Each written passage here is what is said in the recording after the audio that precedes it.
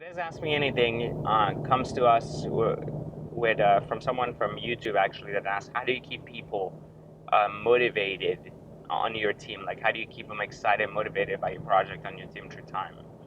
I actually wrote a recent article for Ask a Man regarding the empty promise of entrepreneurs and the consequences of making empty promises for entrepreneurs. I think that this is a very important topic because it seems to be a common industry trend and something that is going to become a bigger and bigger issue as entrepreneurship becomes more commonly accepted by people as a viable solution right from the beginning instead of a kind of a transitional phase of your life. And I think that one of the things that entrepreneurs do very early in their projects is they show a lot of enthusiasm, they show their willingness to give up equity, they show their willingness to share with people their success should they succeed, and they make a lot of promises to people early on, like, I'll give you a cut of my business, we'll do this together. So all of these things, these moving parts are happening, right?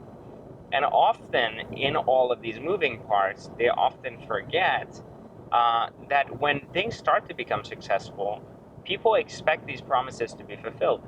This is no different than in corporate America when you hear a lot of people want to succeed, right? And so, a lot of leaders make empty promises like, if you do this for me, I'll promote you, and this and that. And then when time comes to actually pay back these promises, you hear a lot of, it's not in my hands, I've made an attempt, I'm helping you, it's just not working out. Unfortunately, you see, though, people don't think about life this way. Like, they don't think that it's in their own hands. You've actually asked something of them, and you've promised them a reward for it. That's what you've done, right? You set that expectation, and then you have to make right on that expectation. And I think that a lot of entrepreneurs are very quick at throwing that around because they don't see the value in their own equity in the earlier stages. But as their company grows, as they put the sweat equity in their business, they start realizing that perhaps 1%, even 3% of their business is quite a lot of money and a lot of time. And then when they put that scale down to, I'm giving away someone 3% for what they're doing now, it's just not enough of what they're doing, like they shouldn't be getting this 3%, they misunderstand the fact that they've promised this earlier in the phase when there was nothing.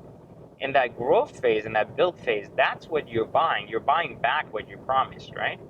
You're not giving someone for what they're doing today or what they're going to do tomorrow. You're giving them something based on what they've done already. So I think that we as entrepreneurs need to use caution tremendously when selling others around us and our team with promises that can't be fulfilled. And we need to understand that the motivation to succeed is something we have to teach our teams to have from within themselves rather than just from the outside in, Like, we need our team members to understand us better and to be part of our kind of DNA from the earlier start, and not just to expect work for reward, especially not in an entrepreneurial setting. Most entrepreneurs will tell you that they work, and then later may or may not see a reward.